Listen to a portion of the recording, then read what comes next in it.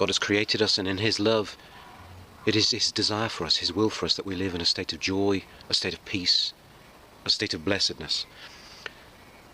A condition that we actively reject, that we turn away from, that we say we do not want every time that we sin, every time we choose other than God's will, which of course results in so much despair and unhappiness amongst so many people. In the 5th chapter of the Gospel according to St. Matthew, Jesus sets out to us very clearly the path to blessedness. And there in this list, on this path to blessedness, is meekness. Blessed are the meek.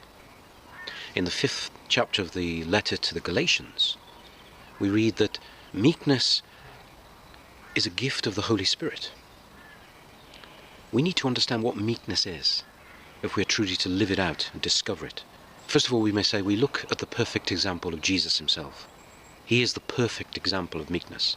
In the prophet Isaiah, we read how he describes Jesus, the coming Messiah, as full of gentleness. He will not raise his voice.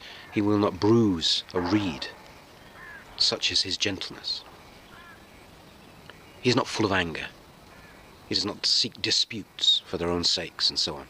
We may say to ourselves, how can we put this into practice in our own lives? There are 3 levels or degrees of meekness. First degree of meekness, the Church Fathers say, is simply to overcome the desire to respond to evil with evil.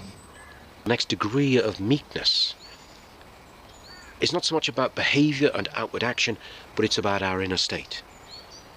Because we know and we believe that God doesn't just judge our outward actions, but looks to the condition of the heart.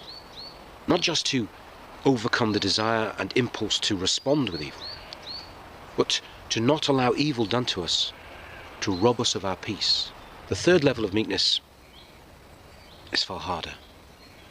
The Church Fathers tell us that when somebody insults us, our response then must be to grieve over ourselves being the cause of somebody else's sin. When somebody commits evil against us, we recognize that their soul has committed sin and is wounded by the sin that they've committed. And we must grieve over being the cause of that sin and injury to them.